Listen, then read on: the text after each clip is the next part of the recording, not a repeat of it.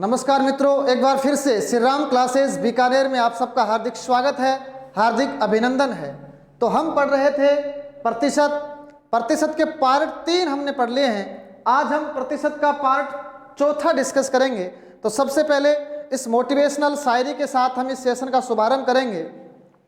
किसी ने कहा है मित्रों, जब भी आप किसी कंपटीशन की तैयारी करते हैं तो हमें उसकी कीमत अदा करनी पड़ती है।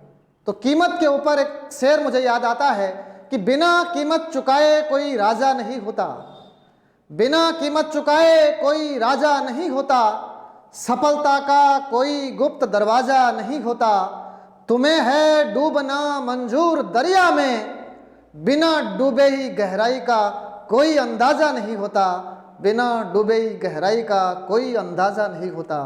तो ये कंपटीशन है, इसको हमें गहराई से पढ़ना है, तब जाकर के हम सेलेक्ट हो पाएंगे। तो लीजिए आज का सेशन हम शुरू करते हैं। आज की जो हमारी टाइप रहेगी वो रहेगी आय, बचत तथा खर्च संबंधी प्रश्न। प्रतिशत में बहुत ही महत्वपूर्ण टाइप होती है जिसमें इनकम, सेविंग और बचत से संबंधित, इनकम, सेविंग और एक्सपेंडिचर से संबंधित कई सारे प्रश्न परीक्षाओं में पूछे जाते हैं।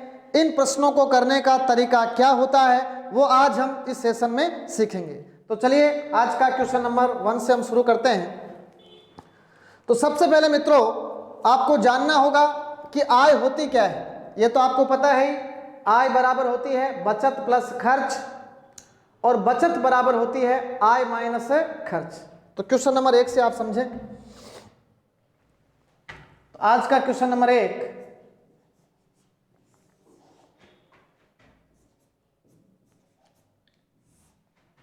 राम अपनी आय का राम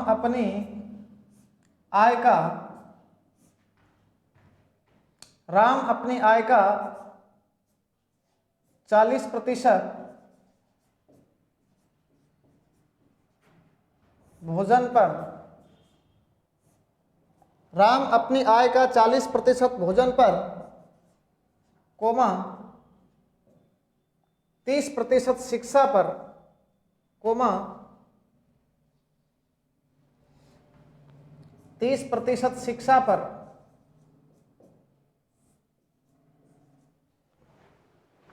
तथा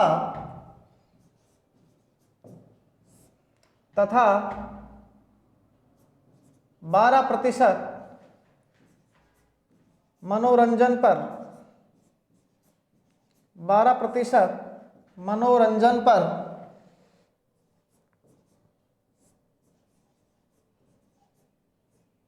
खर्च करता है।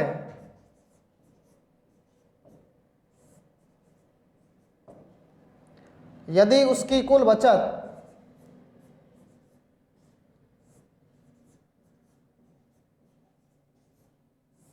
यदि उसकी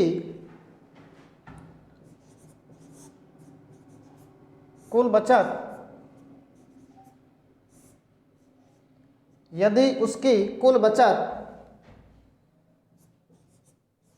1260 रुपए है तो आपको बतानी है कुल आय बतानी है। कुल आय आपको बतानी है। तो इस प्रश्न को हम किस तरीके से सोल्व करते हैं, देखो आसान प्रश्न से हम शुरू करेंगे, फिर हम हाई लेवल तक प्रश्नों को सॉल्यूशन करेंगे। प्रश्न आसान है। राम अपनी आय का, पहले प्रश्न को पढ़ो, 40% भोजन पर, 30% शिक्षा पर और 12% मनोरंजन पर खर्च करता है। तो इन प्रश्नों को हम 100 मान करके करते हैं। जो कुल आय होती है ना अपने आप में 100% होती है। देखो सवाल कैसे होंगे, इस दुनिया में हर एक चीज 100% है, तो हमारी जो कुल आय रहेगी वो 100 के बराबर होगी। तो कुल आय तो 100% है। अब 100 में से जो खर्चा कितना हो गया, 40% भोजन पर, 30% शिक्षा पर, तो 40 और 30 कितना हो गया, 70, और 12% मनोरंजन पर, 70 और 12 कितना हो गया, 82। तो कुल खर्च हो गया 82। तो कुल खर्च कितना हो गया, 82 हो गया। कुल खर्च 82 है, तो बताओ कुल बचत कितनी हो गई 100 के हिसाब से। अगर 100 उसकी आय है तो खर्चा हो गया 82, तो कितना बचा बताओ 18 बच गए। अब सवाल में दिया हुआ क्या देखो, कुल बचत कितनी है 1260 रुपये और यहाँ कुल बचत कितनी है 18 है। तो सवाल हो जाएगा देखो 18 बराबर 1260, 18 बराबर 1260, एक इकाई का मान निकालो, 1 यूनिट बराबर 70, 1 यूनिट का मान 70 है और कुल आय तो कितनी है 100, तो 100 से गुणा हो जाएगा तो हमारे पास इनकम आ जाएगी। तो आय बराबर 100 गुणा 70 कितना आ जाएगा बताओ 7000 आ जाएगा। 7000 रुपये उसकी इनकम है। तो ये तो आसान प्रश्न था। जब भी आसान प्रश्न आता है तो हम 100 मान करके इसको ऐसे करेंगे, कुल आय 100 होती है, कुल खर्चा हमने जोड़ लिया, 100 में से घटा दिया तो कुल बचत आ गई और बचत आपको दे रखी है कितनी 1260। तो 18 बराबर 1260, तो एक का मान आ गया 70, तो कुल आय कितनी आ गई 7000 आ गई। ये सवाल आपके समझ में आ गया होगा। अब एक और छोटा सा सवाल लेते हैं, क्वेश्चन नंबर 2। अब देखो हम इसमें अनुपात वाला तरीका सीखेंगे। क्वेश्चन नंबर 2,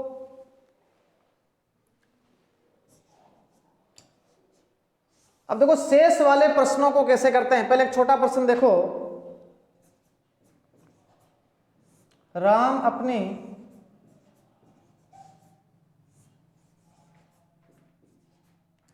अपनी आय का 66.2/3% खर्च करता है। राम अपनी आय का 66.2/3% खर्च करता है तथा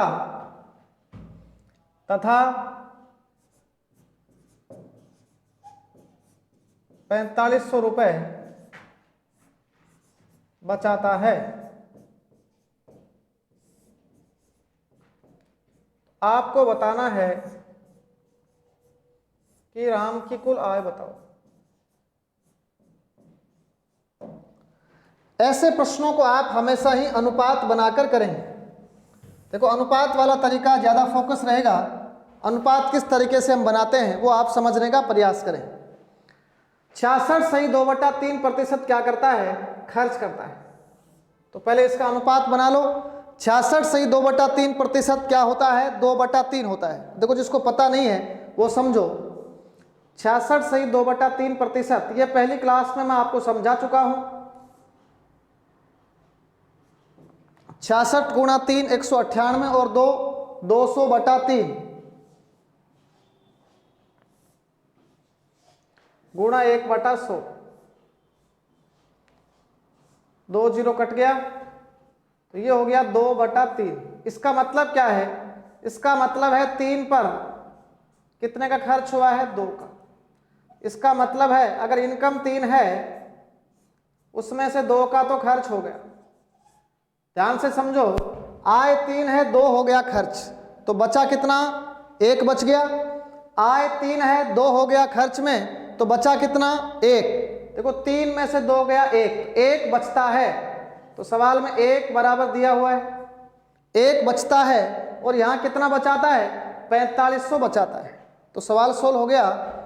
1 बराबर कितना आ गया 4500। अगर एक इकाई का मान 4500 है तो आय कितना है 3। अब 100 से गुणा नहीं करेंगे। जब हम अनुपात का सहारा लेते हैं, रेशियो का सहारा लेते हैं, तो नीचे वाला मान है टोटल आय। टोटल आय कितनी है 3 है। तो टोटल आय हमारी आ जाएगी, क्या आएगी 4500 गुणा 3 कितना आ गया 4500 गुणा 3, 45 गुणा 3 135 00 कितना आ जाएगा 13,500 रुपये। तो ध्यान रखें इस तरीके से आपको सवाल को सोल्व करना है। पहले आप अनुपात बनाएं, फिर आप समझें कि आय कितनी है, खर्च कितनी है, बचत कितनी है। तो ये भी एक आसान सा प्रश्न था। चलिए इसको आप नोट करें। एक और छोटा सा प्रश्न और लेते हैं हम। क्वेश्चन नंबर 3, जैसे मैंने लिखा रमेश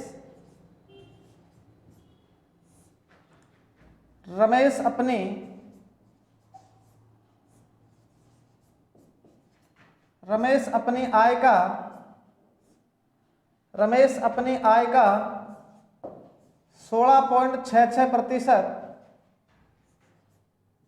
बचाता है।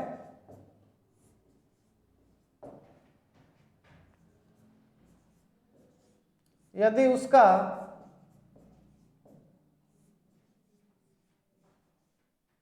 कुल खर्च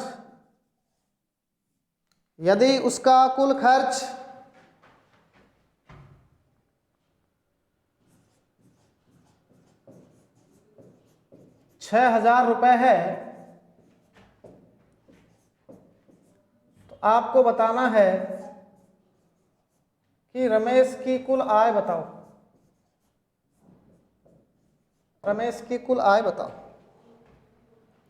अब देखो इस प्रश्न को हम कैसे सोल्व करेंगे। ये हमारा प्रश्न था, इसका सॉल्यूशन आप देखेंगे। रमेश अपनी आय का 16.66% बचाता है। मैंने आपको पहले दिन पढ़ाया था 16.66% का मतलब क्या होता है, 1/6 होता है। इधर ध्यान दें, पहले दिन आपको यही समझाया गया था कि 16.66% इसका दूसरा नाम होता है 16 सही 2/3%, और इसका जो फ्रैक्शन वैल्यू होता है वो होता है 1/6। इसका मतलब क्या है, ये बचाता है, इसका मतलब ये है 6 पर 1 की बचत। इसका मतलब ये हुआ अगर आय 6 है तो उसमें से कितना बचाया उसने, 1, सेविंग 1 है। आय अगर 6 है तो उसमें से 1 की क्या हो गई है, बचत हो गई है। देखो आय 6 है, 1 बचाया, तो कितना खर्चा किया उसने, 5 का। 6 आय 1 बचत, तो खर्च कितना है, 5। तो ये रहा खर्च 5। तो खर्च 5 और खर्च दे कितना रखा है, यदि उसका कुल खर्च कितना है 6,000 रुपये है तो हो गया सवाल। तो 5 बराबर कितना दिया हुआ है, 6,000। 5 बराबर 6,000 है तो 1 इकाई का मान आ जाएगा, कितना आ जाएगा भाई, 1200। 1 इकाई का मान अगर 1200 है तो हमें इनकम पूछी है, तो आय कितनी है, 6 है। तो 6 से मल्टीप्लाई कर देंगे हम, तो आय जो होगी वो होगी 6 गुणा 1200। 6 गुणा 1200 हम करेंगे तो कितना आ जाएगा, 7200 रुपये। तो उसकी आय कितनी आ जाएगी बताओ, 7200 रुपये आ जाएगी। तो ये आसान प्रश्न हमने किए हैं जिसमें हम अनुपात का सहारा ले रहे हैं।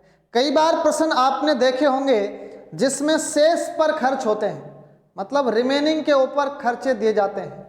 जैसे शेष का 30% भोजन पर, शेष का 20% शिक्षा पर, शेष का 20% मनोरंजन पर, तब भी हम अनुपातों के सहारे सवाल को कर सकते हैं। तो अब हम सवाल का थोड़ा सा लेवल बढ़ाते हैं। क्वेश्चन 4 में देखें आप, क्वेश्चन नंबर 4। पहले मैं एक आसान डाटा ले रहा हूं जो स्टेट लेवल पर पूछा जाता है। इधर देखो, नाम चेंज कर रहे हैं। जैसे मैंने नाम लिखा, गजनी लिखा, जैसे गजनी अपनी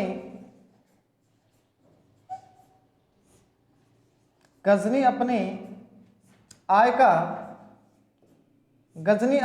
का 25%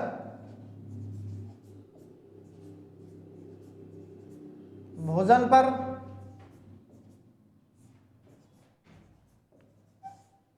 खर्च करता है।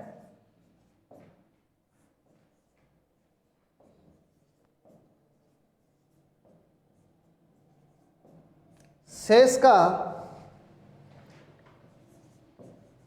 25%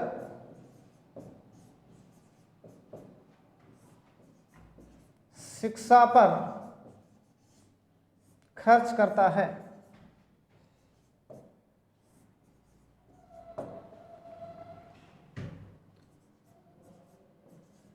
यदि अंत में वह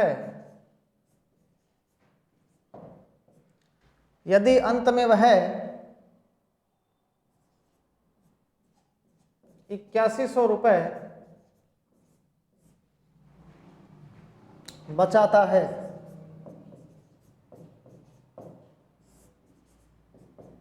तो आपको बतानी है गजनी की कुल आय, गजनी की कुल आय आपको बतानी है। अब इसमें शेष के ऊपर खर्च हो रहे हैं, 100 मान करके करोगे तो ये सवाल थोड़ा सा बड़ा हो जाएगा, इसलिए परीक्षा में इसको 100 मान करके हम नहीं करेंगे। इसमें 2 तरीके मैं बता देता हूं।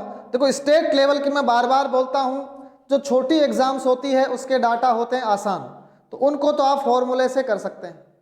आप देखो डाटा आसान दिख रहे हैं, 25% भोजन पर खर्च करता है और 25% किस पर खर्च करता है, शिक्षा पर खर्च करता है। तो आसान डाटा है, तो हम एक सूत्र का सहारा लेंगे। तो पहले मेथड 1 बता देता हूं मैं, फिर हम अनुपात वाला तरीका लगाएंगे।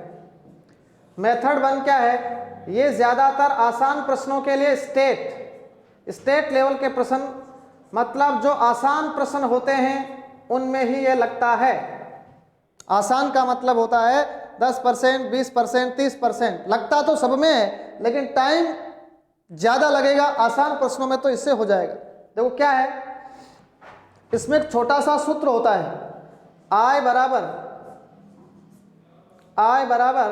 बचत। आय का मतलब इनकम, बचत का मतलब सेविंग। आय बराबर बचत, ऊपर आप लिखेंगे 100 और नीचे लिखेंगे 100 माइनस एक्सपेंडिचर, मतलब खर्चा घटाते जाएंगे। 100 माइनस E1, पहला एक्सपेंडिचर घटा देंगे। 2 खर्चे हैं तो ऊपर 100 माइनस दूसरा एक्सपेंडिचर। अगर 3 है तो 3, इस तरीके से फॉर्मूला आगे चलता जाएगा। तो स्टेट लेवल के प्रश्न में आप ये तरीका लगा सकते हैं। ध्यान रखें, इसको याद कैसे रखोगे, 100 ऊपर आएगा और खर्चे घटाते जाएंगे। शेष वाले सारे प्रश्नों में ये तरीका आप लगा सकते हैं। तो बताओ बचत कितनी दे रखी है, बचत आपको दे रखी है 8100 रुपये। ऊपर देखो 100 में से घटाओ 25 तो 75, और यहां 100/75। अब देखो काट रहे हैं इनको, 25 से काटोगे तो ये आएगा 4/3, ये भी 4/, जो काट रहे हैं 25 400, 25 तिया 75, 25 400, 25 तिया 75। तो काटने के बाद क्या हो गया, आंसर आ गया 8100 गुणा, देखो 4 गुणा 4 16 और 3 गुणा 3 9, तो 9 निमा 81, 900 गुणा 16, 16 गुणा 9 144 और 2 0 और लग गया। तो कितना आ गया, 14,400 इसका क्या आ जाएगा, आंसर आ जाएगा। तो बात समझ में आई। स्टेट लेवल ये आसान प्रश्न होते हैं, उसमें आप ये सूत्र लगा सकते हैं। अब देखो रेशियो से हमें समझना है, प्रश्न आसान भी आ सकता है, टफ भी तो आ सकता है, इसलिए हमें अनुपात को गहराई से समझना होगा। तो चलिए इसको आप ढंग से नोट कर लेना। दूसरा तरीका बता देता हूं, देखो अनुपात कैसे लगाएंगे यह आपको समझना है। अनुपात लगाना सिखा देता हूं, इधर ध्यान दें। अनुपात इस तरीके से लगाएंगे, 25% भोजन पर खर्च करता है, तो 25 का मतलब क्या है, 1/4 है। इसका मतलब 4 पर कितने का खर्चा हुआ है, 1 का खर्च हो गया।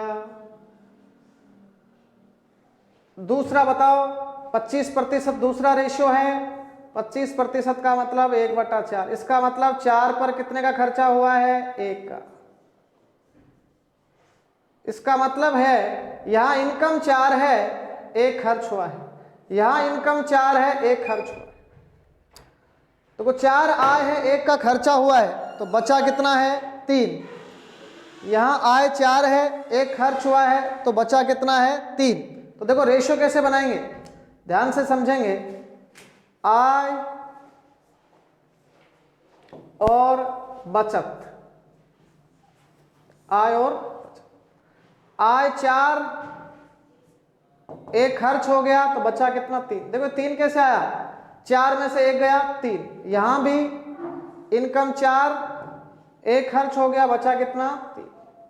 कई बार आपको बताया है अनुपात हमेशा क्या होते हैं, गुणा होते हैं। तो टोटल आय कितनी हो गई, 4 गुणा 4 16। टोटल बचत कितनी हो गई, 3 गुणा 3 9। अब आपको क्या दे रखा है, 8100 रुपए की क्या करता है, बचत करता है। तो बचत दे रखी है 9। इधर देखो कैसे करेंगे, अब 9 बराबर 8100, 1 बराबर कितना है बताओ, 900। एक इकाई का मान 900 है तो आय तो 16 है, तो हम 16 से गुणा कर देंगे। 16 गुणा 900 कितना आएगा, 16 निमा 144, तो 14,000 क्या आ जाएगा, 400। तो इस प्रश्न को अनुपात से भी किया जा सकता है, और आसान प्रश्न आते हैं तो हम सूत्र का भी सहारा ले सकते हैं। तो चलिए एक और प्रश्न के माध्यम से हम इसको और समझने का प्रयास करते हैं। तो क्वेश्चन नंबर 5 देखो, इसमें भी मैं आसान डाटा ही ले रहा हूं ताकि आपको सूत्र भी याद हो जाए, अनुपात भी याद हो जाए। जैसे नाम है, अब की बार अच्छा नाम लिख देता हूं, चलो चिमनेस। ये नाम ऐसे हैं जो बहुत ही पुराने काल के हैं, जब देश आजाद ही नहीं हुआ था। चिमनेस अपनी आय का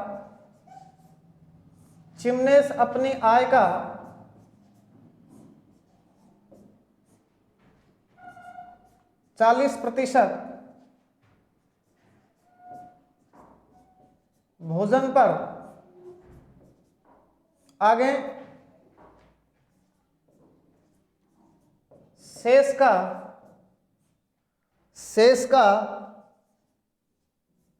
20%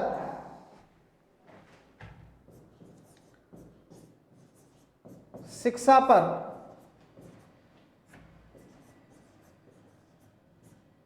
खर्च करता है।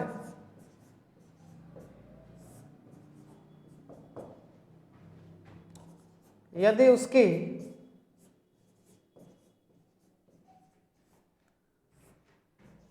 उसकी कुल बचत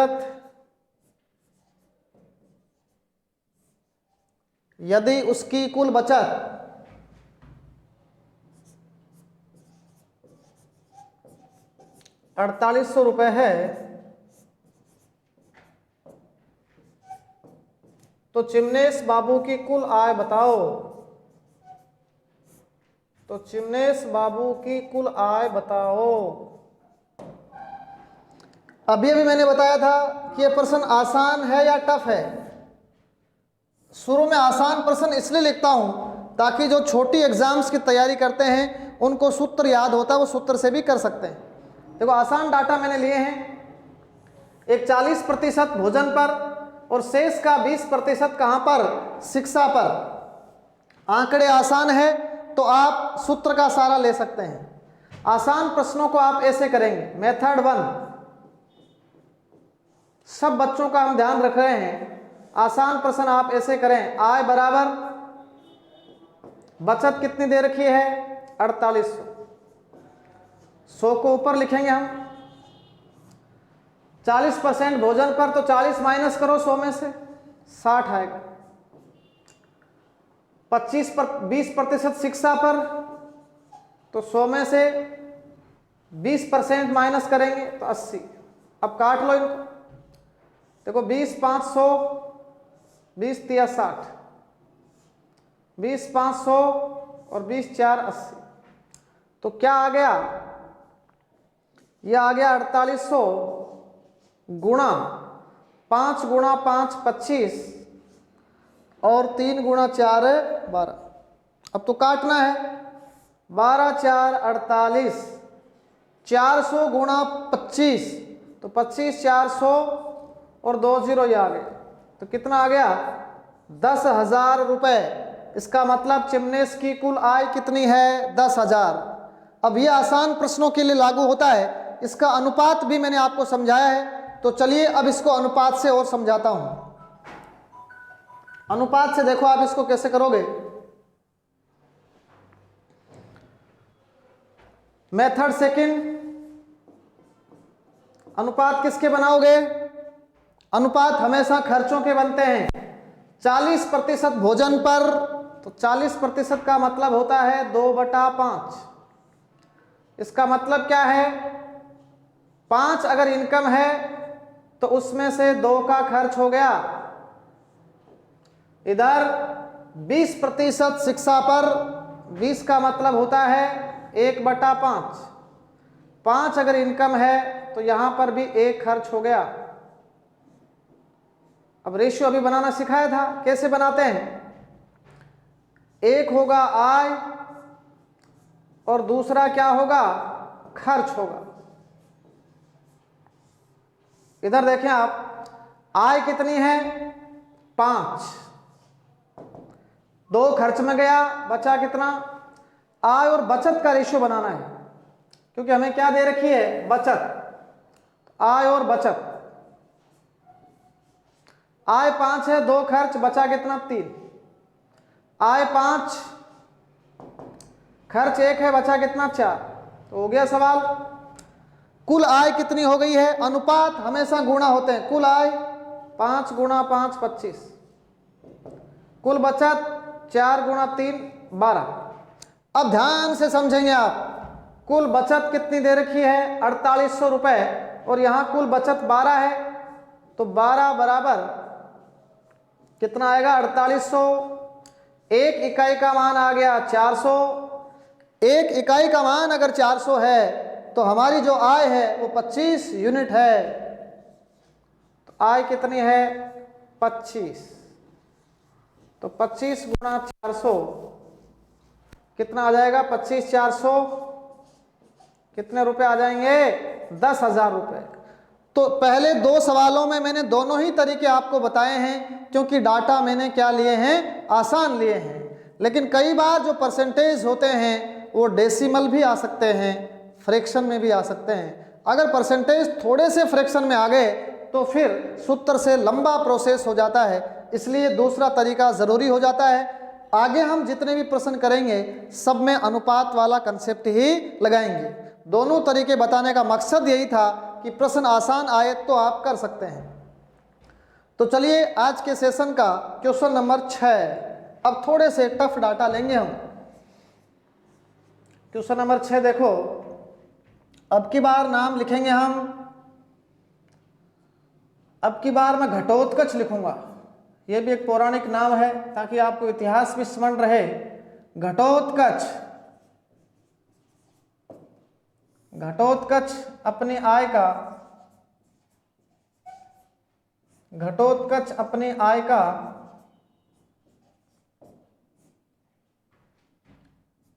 16.66%,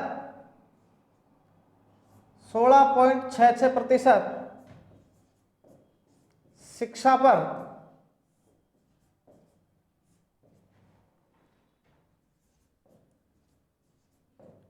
शेष का 37.5% भोजन पर,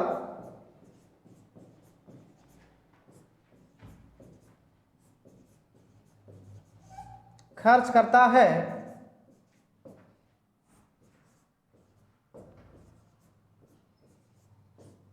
यदि उसकी कुल बचत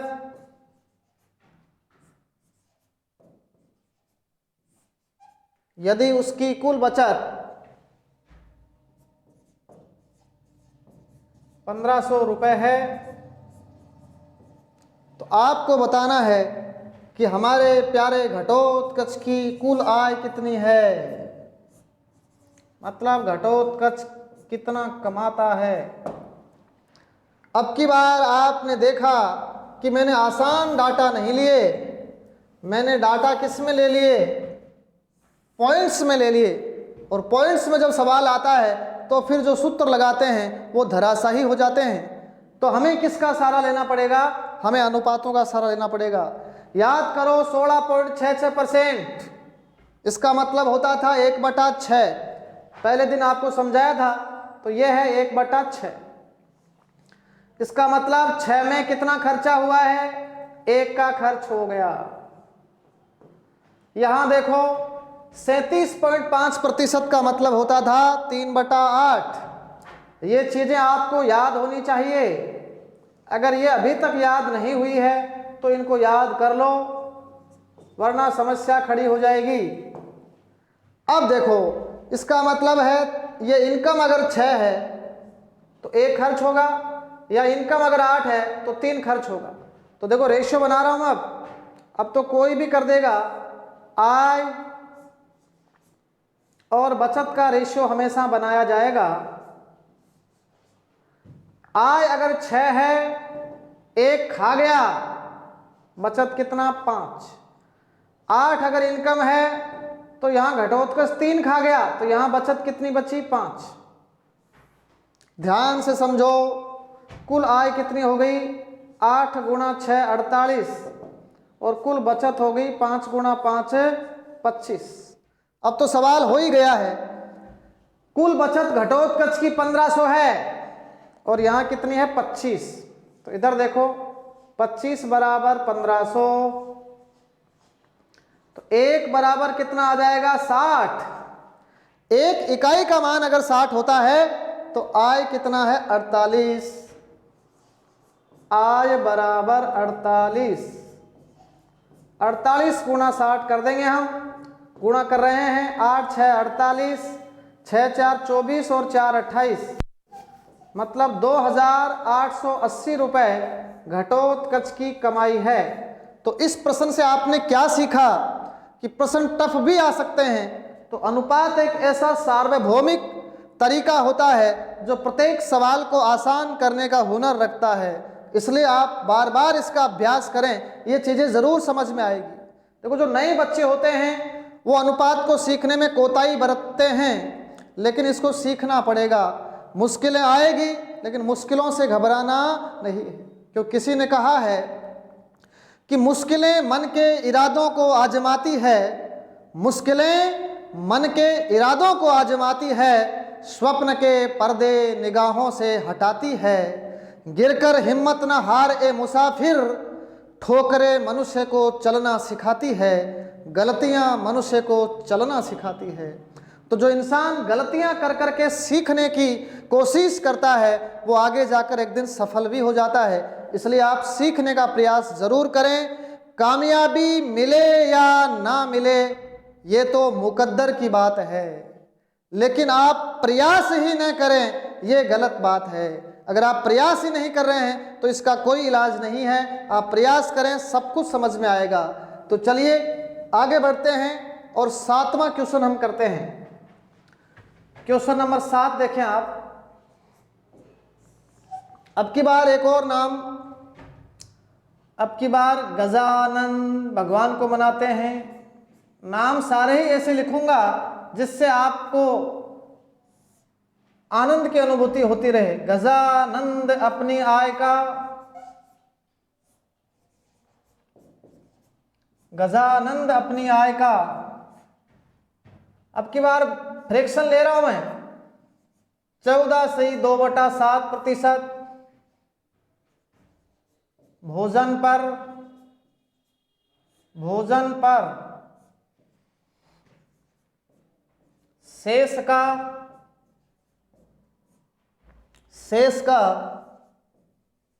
25%, शिक्षा पर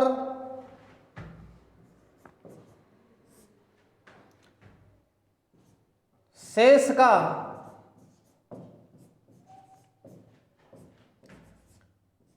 33.1/3%,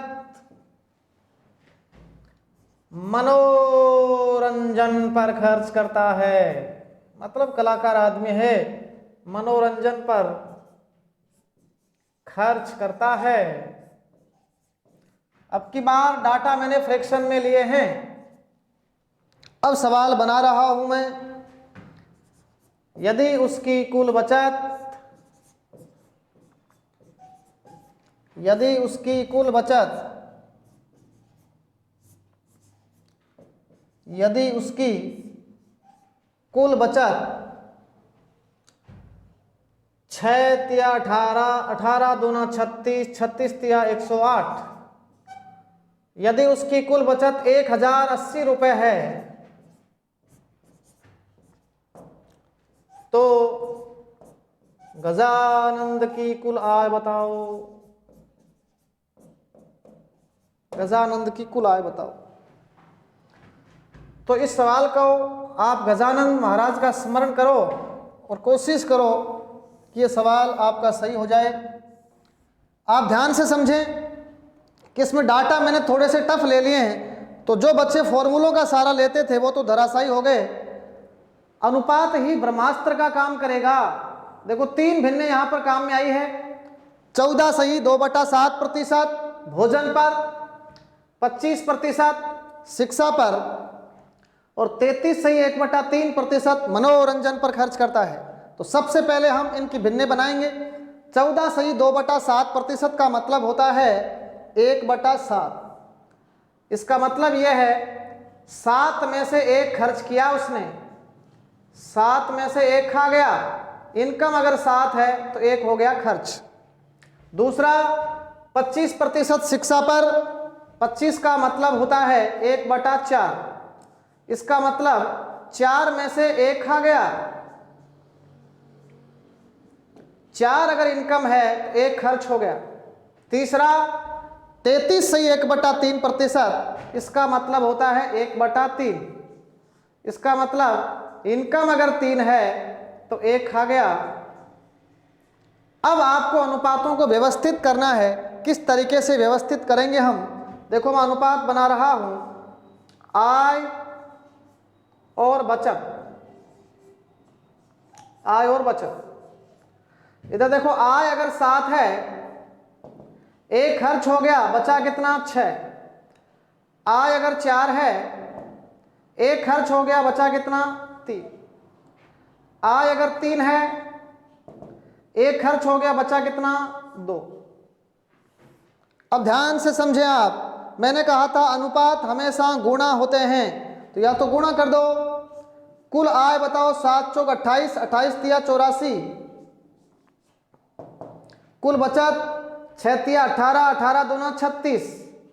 इनको आप काट भी सकते हैं। अगर आपको पहाड़े नहीं आते हैं तो आप या तो इनको काट लें, और नहीं काटते हो, कई बच्चे पहाड़े याद रखते हैं, तो आप सीधा ही कर दो। देखो 36 बराबर, यहां देखो कुल बचत 1080 रुपए है और यहां कुल बचत कितनी है 36। तो 36 बराबर 1080। 1 इकाई का मान क्या आएगा 30 आएगा। 1 इकाई का मान 30 आ चुका है। अब तो गुणा ही करना है 84 से। तो कुल आय हमारी होगी, वो होगी 84 गुणा 30। क्या आएगा 4 तिया 12, 8 तिया 24 और 1 25।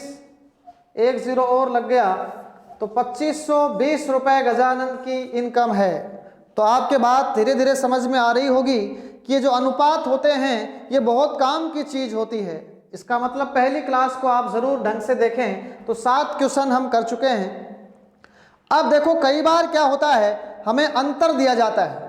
कई बार ऐसे प्रश्न थोड़े से घुमा दिए जाते हैं। हमें आय और बचत का अंतर दे दिया जाता है, तो आय और बचत के अंतर वाले प्रश्न को आप कैसे करेंगे वो भी मैं समझाने का आपको प्रयास करता हूं।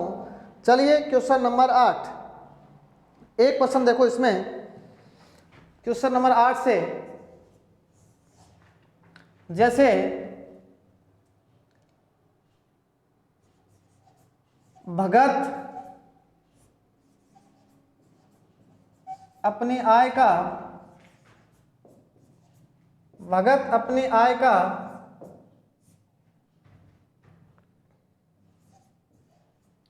28 सही 4/7%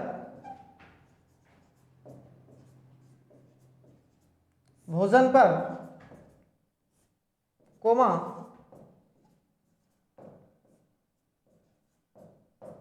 शेष का 16 सही 2/3% शिक्षा पर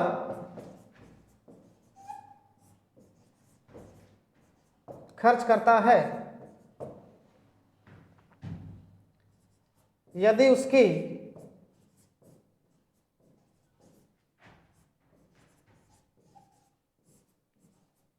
यदि उसकी कुल बचत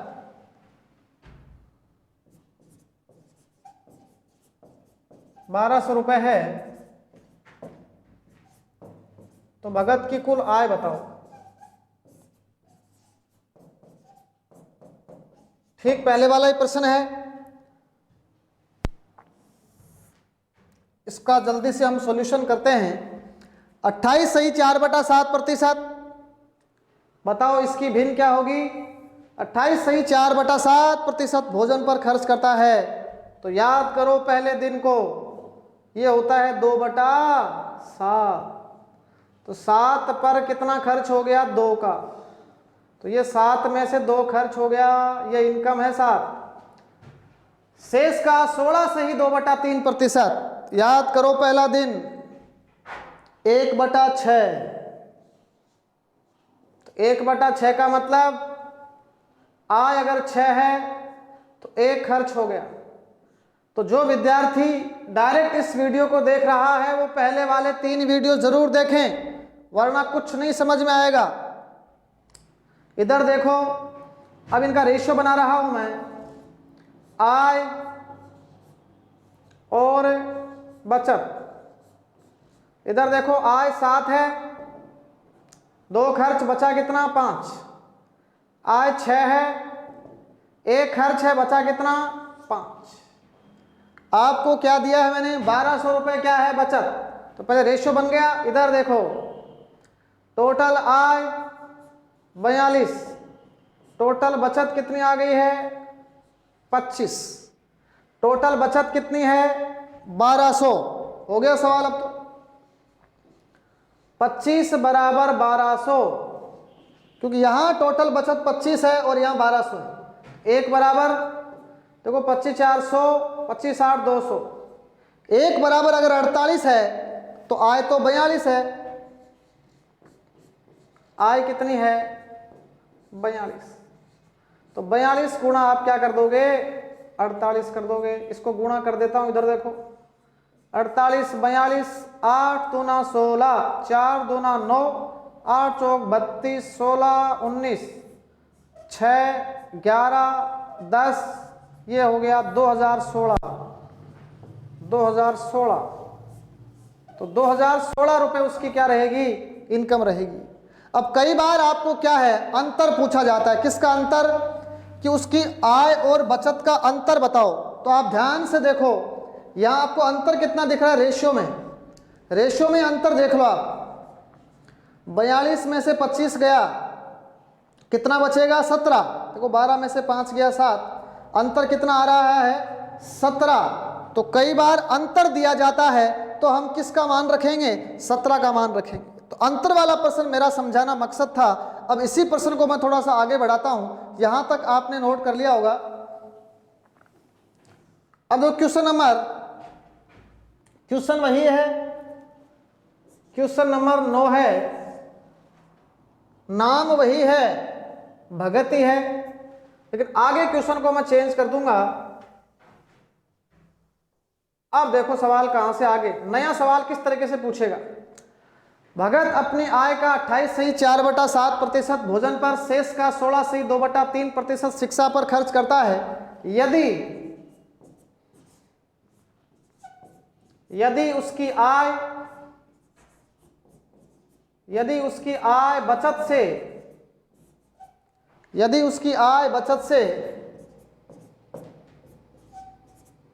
1020 रुपये अधिक है, तो आपको बताना है उसकी कुल आय बताओ। ये कम और अधिक वाला प्रश्न मैंने आपको समझाया है। तो अब प्रश्न तो वही है, देखो पहले वाला ही प्रश्न है तो मैं डायरेक्ट लिख रहा हूं। आपका रेशियो क्या आया था, एक तो इसमें आय आई थी और एक क्या आई थी, बचत। आपने सरल किया था, 28 सही 4/7, 7 से कितना लिखा था, 5। 16 सही 2/3%, 1/6, 6 से क्या लिखा था 5। आपने लिखा था आय तो उसकी है 42 और बचत कितनी है 25। अब देखो ये 42 है, वो 25 से कितना अधिक है, अंतर है। तो यहां आप ध्यान से देखो, ये डिफरेंस दिया हुआ था, बताओ ये अंतर कितना हो गया, 42 में से 25 गया 17, और यहां अंतर कितना है 1020 है। तो देखो 17 बराबर 1020। पिछले प्रश्न में आपको बचत दे रखी थी, इसलिए हमने 25 के बराबर लिखा, और इस प्रश्न में हमें क्या दिया हुआ है, अंतर दिया हुआ है 1020। तो 17 बराबर 1020, तो 1 बराबर 60। कुल आय पूछी है, कुल आय 42 है, तो आय है 42 गुणा 60, 6 दूना 12, 24 और 1 25, तो कितना आ जाएगा 2520 रुपये आ जाएगा। तो इस सवाल का विशेष ध्यान रखें, कई बार इस तरीके का प्रश्न भी आय बचत खर्च में पूछा जा सकता है, तो इसको आप नोट करें, स्क्रीनशॉट ले लें आप।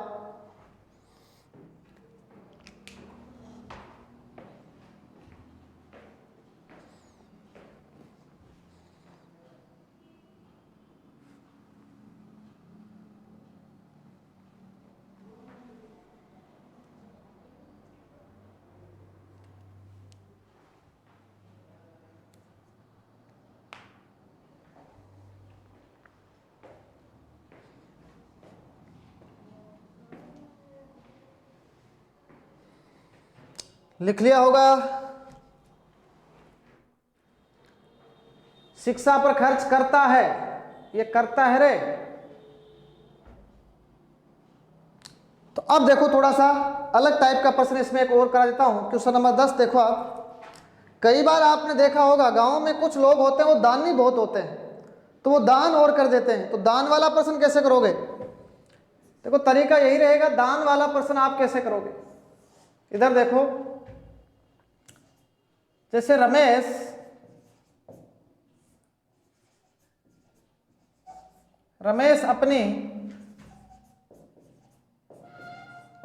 अपनी आय का 12.5% भोजन पर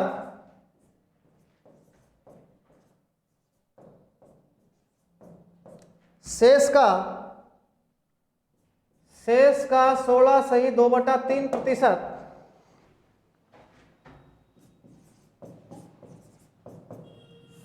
शिक्षा पर खर्च करता है तथा अंत में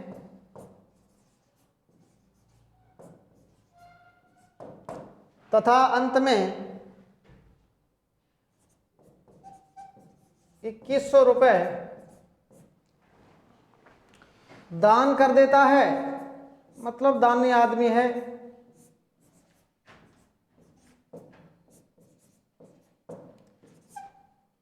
उसकी अंतिम बचत, अब बचत देखो उसकी दान करने के बाद,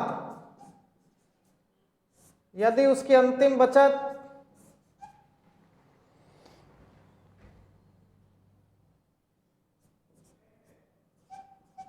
14,000 रुपये है, तो कुल आय आपको बतानी है।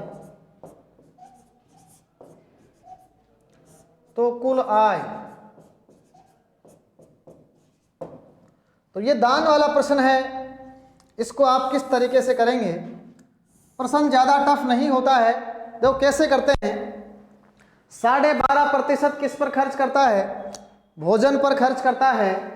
शेष का 16 सही 2/3% शिक्षा पर खर्च करता है। अंत में 2100 रुपये क्या कर देता है, दान कर देता है। देखो रेशो कैसे बनाएंगे, 12.5% का मतलब होता है 1/8। तरीका वही लगाएंगे हम, 1/8। इनकम अगर 8 है तो 1 हो गया खर्च।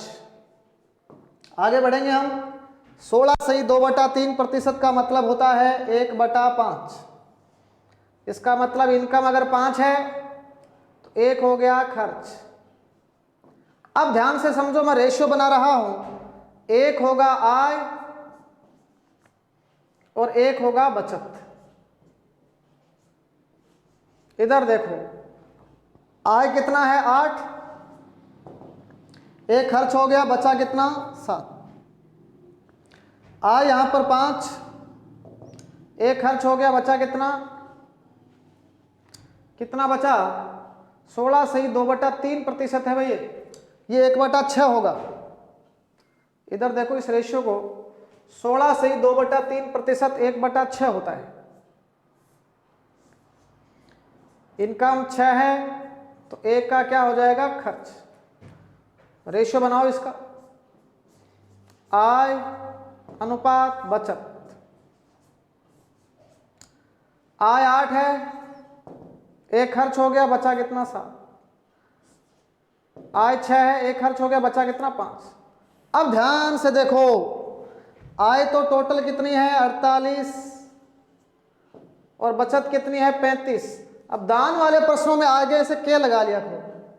मान लो आय 48 के है और बचत कितनी है 35 के है। अब आपको पता होना चाहिए 35 के तो बचत हुई है, तो ये हुई थी उसकी बचत। अरे दान बचत में से ही तो करेगा, तो बचत तो हुई थी 35 के और उसमें से कितना दान किया था 2100। तो इस प्रश्न को ऐसे करते हैं, 35 के ये बचत और उसमें से दान कितना कर दिया 2100, और फिर कितने बच रहे हैं उसके पास 14,000 रुपए। इसका मतलब यह हुआ जो दान वाली राशि होती है उसको बचत में जोड़ा जाता है, क्योंकि माइनस उधर जाके प्लस का हो जाएगा। तो बताओ 35 के बराबर कितना हो जाएगा बताओ, 14,000 में 2100 और जोड़ दो, कितना हो जाएगा 16,100। 2100 जोड़ रहा हूं, 16,100 आ जाएगा।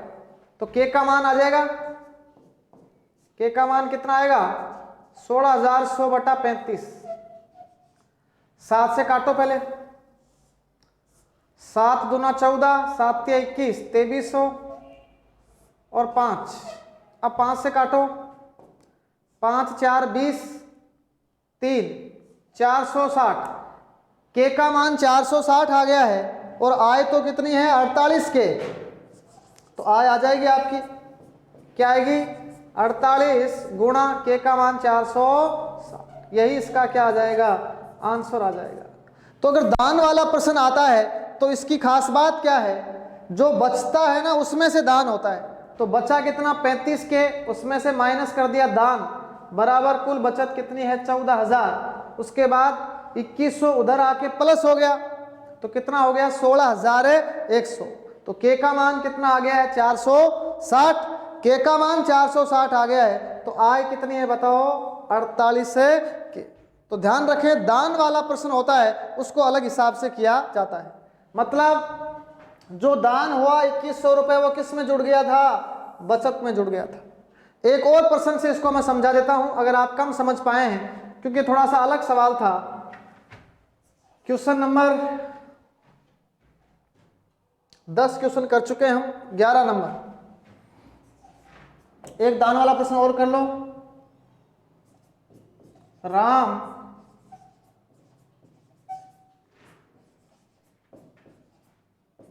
अपनी आय का 33 सही 1/3% भोजन पर कोमा शेष का 14 सही 2/2% शिक्षा पर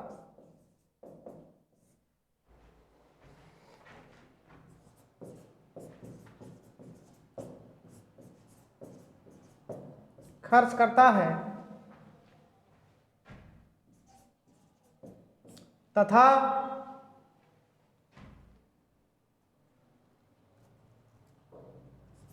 ₹7200 दान करता है,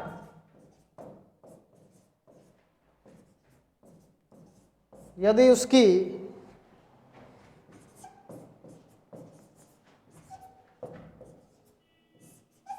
बचत, यदि उसकी बचत 84,000 रुपये है तो आपको बतानी है कुल आय। तो सवाल में ज़्यादा खास बात नहीं है, जो दान होता है ना उसको किस में जोड़ा जाएगा, बचत में जोड़ा जाएगा। तो दान कितना किया उसने, 7200 का, बचत कितनी है 84,000, इसको पहले आप जोड़ लो। या तो इधर देखो ये 84,000 है, ये उधर माइनस जाके प्लस हो जाएगा, तो ये कितना है 7200, तो कितना हो गया 0 0 2 7 और 4 11, तो ये हो जाएगा 91,200 हो जाएगा। बस इतना सा काम आपको करना है। अब सवाल में रेशियो लगाऊंगा मैं, 33 सही 1/3% का मतलब 1/3, और 14 सही 2/7 का मतलब ये है 1/7। रेशियो बनेंगे आय और बचत। आय अगर 3 है, 1 गया 2, आय अगर 7 है, 1 गया 6। तो ध्यान से देखें आप, कुल आय कितनी आ गई है 7 या 21, और कुल बचत कितनी आ गई है 12। इसको आप काट भी सकते हैं, देखो आपकी मर्जी पे डिपेंड करता है ये किससे कट रहा है, 3 से कट रहा है। तो 3 7 21 और 3 4 बचत 4 है, और यहाँ कितना है 91,200, क्योंकि दान को मैंने जोड़ दिया है। तो प्रश्न ऐसे सोल्व होगा, 4 बराबर 91,200।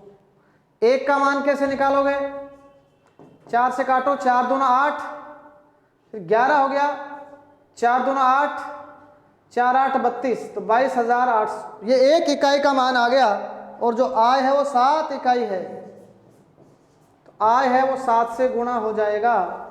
तो 22,800 गुणा 7, तो गुणा कर दो 0 0, 7 8 56, 7 दूना 14 और 5 19, 7 दूना 14 और 1 15।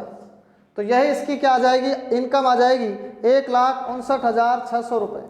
तो दान वाले प्रश्नों की खास बात क्या है, जो दान होता है वो अंतिम बचत में जोड़ देते हैं और फिर अनुपात के सारे सवाल सोल्व होता है। तो ये दान वाला प्रश्न भी इसमें मैंने करवा दिया है। कई बार इसमें भिन्ने बनी बनाई आती है, जैसे 1/4 भाग भोजन पर, शेष का 2/5, शेष का 3/5। अगर भिन्ने बनी बनाई आ जाती है तो फिर तो आपको जोर ही नहीं आएगा। तो चलिए एक भिन्नों वाला प्रश्न जिसमें परसेंटेज नहीं होते हैं, केवल और केवल क्या होती है, फ्रैक्शन होती है। तो क्वेश्चन नंबर 12 को देखो आप। क्वेश्चन नंबर 12,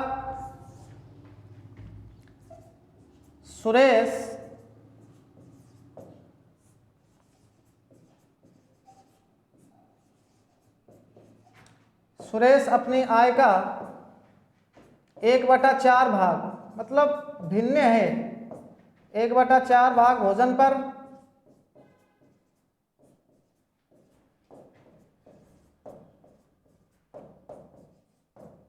शेष का 1/6 भाग शिक्षा पर,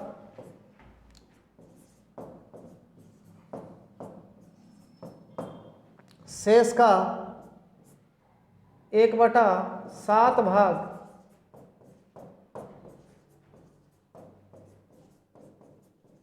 मनोरंजन पर खर्च करता है।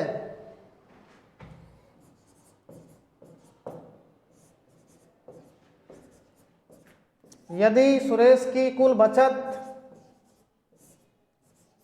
1,800 रुपये है, आपको बताना है कि सुरेश भाई की कुल आय क्या है।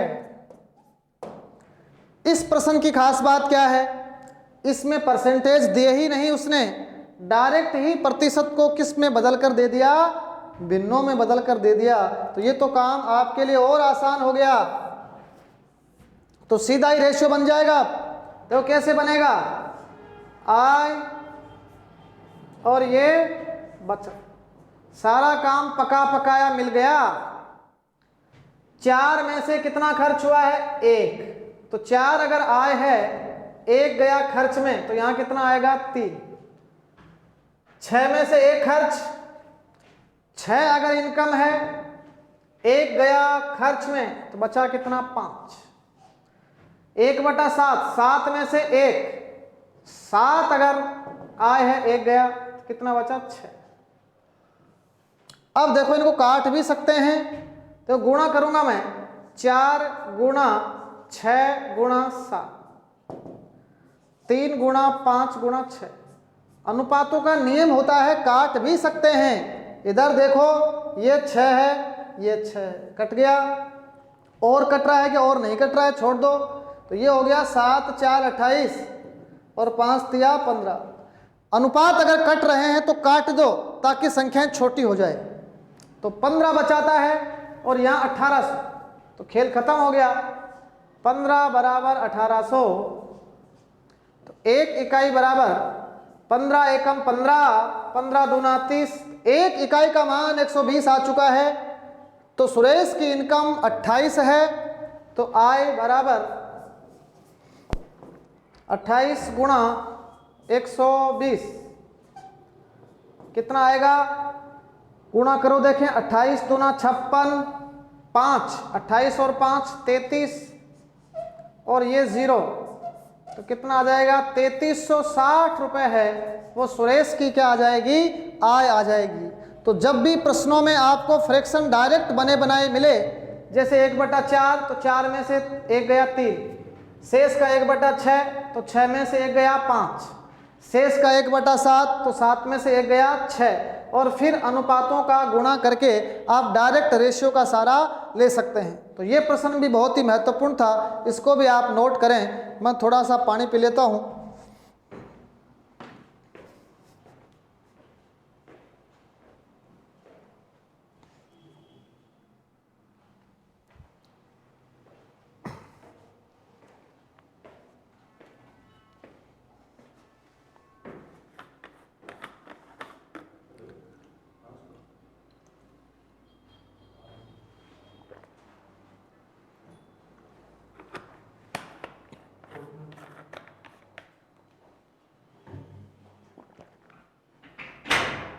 ये नोट कर लिया होगा आपने। अब इसमें एक छोटा सा प्रश्न और रह गया है, जिसमें क्या होता है? प्रतिशत परिवर्तन पूछा जाता है।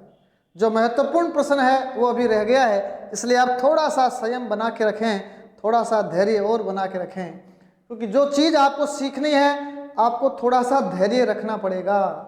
क्योंकि धैर्य के ऊपर किसी ने लिखा है कि तूफान कितने भी हो हाथ लगाए रखना, तूफान कितने भी हो हाथ लगाए रखना, दलदल कितना भी हो पैर जमाए रखना।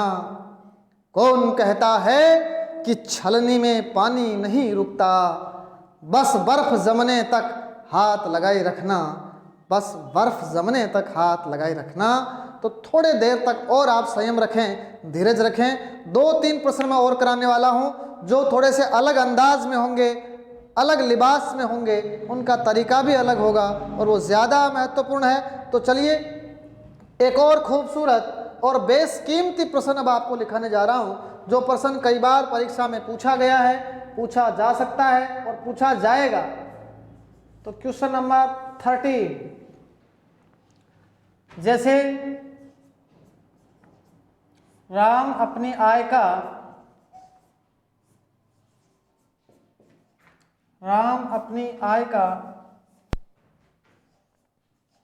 80% खर्च करता है।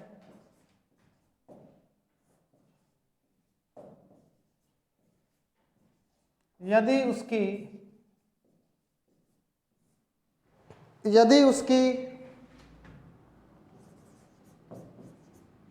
आय को 30% बढ़ा दें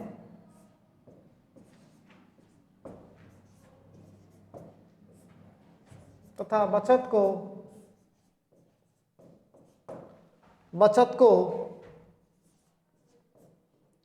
20% बढ़ा दें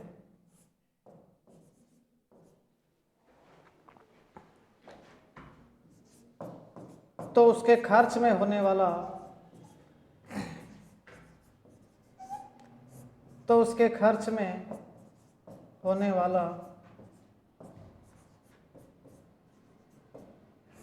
प्रतिशत परिवर्तन बताओ। मतलब उसका खर्चा कितना परसेंट बढ़ेगा या कितना परसेंट घटेगा, इसका मतलब ये है। तो ये प्रश्न थोड़ा सा पहले वाले प्रश्नों से अलग होता है। इसको किस तरीके से हम सोल्व करते हैं वो तरीका आप समझें। राम अपनी आय का 80% खर्च करता है। दो परिवर्तन ऐसे प्रश्नों में दिए जाते हैं। दो परिवर्तन कौन से हैं? आय को 30% बढ़ा दें, बचत को 20% बढ़ा दें। मतलब आय और बचत को इसमें बढ़ा दिया गया है। देखो सवाल किस तरीके से सोल्व होता है। सवाल ऐसे सोल्व करते हैं, जो आय होती है ना, चलो उधर से लिख देते हैं थोड़ा। किसी भी आदमी की जो इनकम होती है, आय, वो बराबर होती है उसने कितना खर्च किया है और कितना बचाया है। सवाल को हम 100 मानकर सोल्व करते हैं। देखो आय अगर 100 है तो खर्चा कितना हुआ है बताओ? 80। तो बचा कितना है? 20। अभी तक हमने कोई परिवर्तन नहीं किया। अब सवाल में एक परिवर्तन कर दिया गया। कौन सा परिवर्तन? यदि उसकी आय को 30% बढ़ा दें तो आय 30 बढ़ेगी, तो आय तो सीधी क्या हो जाएगी? +30। देखो 30% बढ़ाने का मतलब होता है +30। तो कितना आ जाएगा? 130।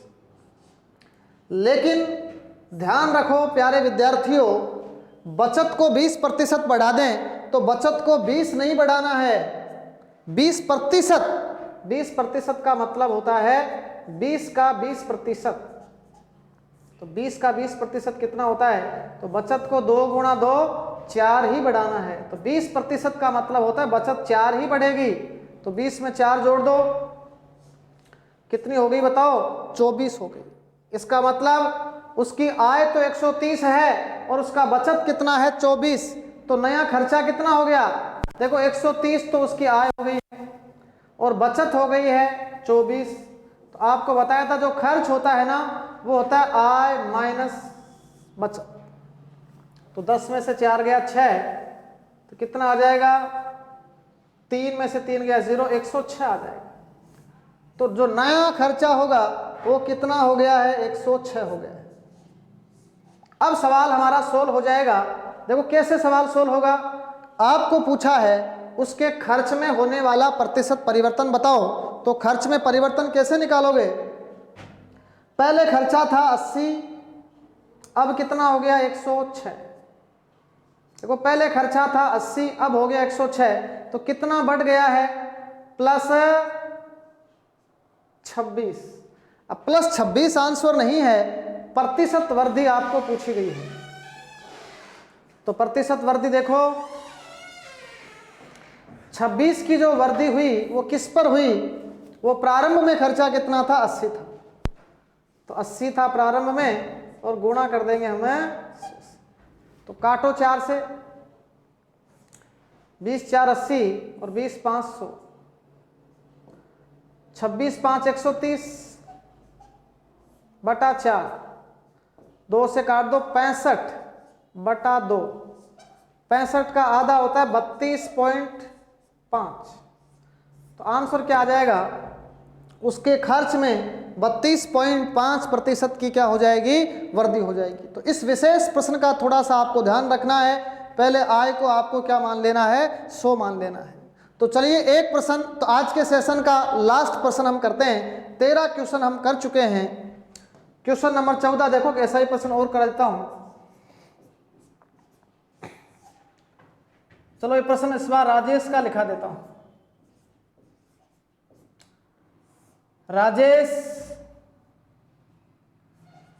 राजेश कबाड़ी वाले हैं।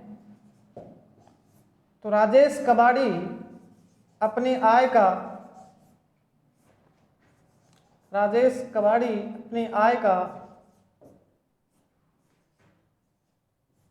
60% खर्च करता है। 60% खर्च करता है। यदि वह आय को 10% बढ़ा दें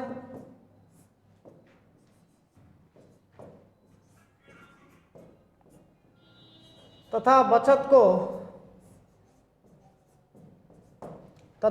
को 20% बढ़ा दें तो खर्च में होने वाला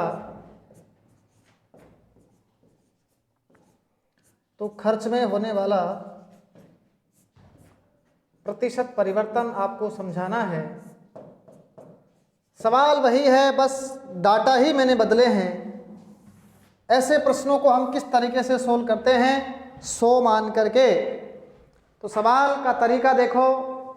सबसे पहले हम क्या करेंगे, आय बराबर क्या होता है, किसी भी इंसान की जो कमाई होती है, आय बराबर वो होती है खर्च प्लस बचत।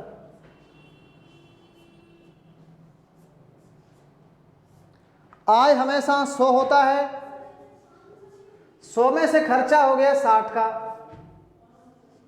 बच गया कितना, 40। ये तो आपको साफ साफ दिया हुआ है। अब सवाल में 2 परिवर्तन कर दिए उसने। पहला परिवर्तन, आय 10% बढ़ा दें। तो इधर देखो प्यारे विद्यार्थियों, आय 10% बढ़ा दें तो प्लस 10, तो नई आय कितनी हो गई, 110। बचत को 20% बढ़ा दें तो 20% अभी समझाया था, 20 नहीं होगा प्लस, वो है 40 का 20%।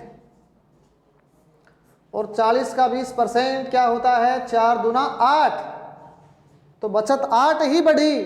तो 40 और 8 कितना हो गया रे, 48 हो गया। अब हमें परिवर्तन किसमें पूछा है कि खर्च में होने वाला प्रतिशत परिवर्तन बताओ। तो खर्च पहले कितना था, 60, अब कितना हो गया।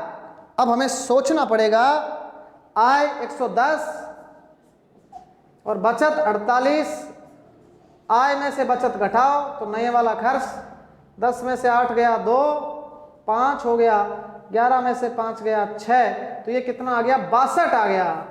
तो पहले खर्चा 60 था, अब हो गया 62, कितना बढ़ गया है, प्लस 2। मतलब यही पूछा है कितना बढ़ा, 2, लेकिन 2 आंसर नहीं है। ये 2 खर्चा किस पर बढ़ा है, 60 पर। तो देखो प्रतिशत वृद्धि, ये 2 खर्चा किस पर बढ़ा है, 60 पर बढ़ गया, गुणा 100।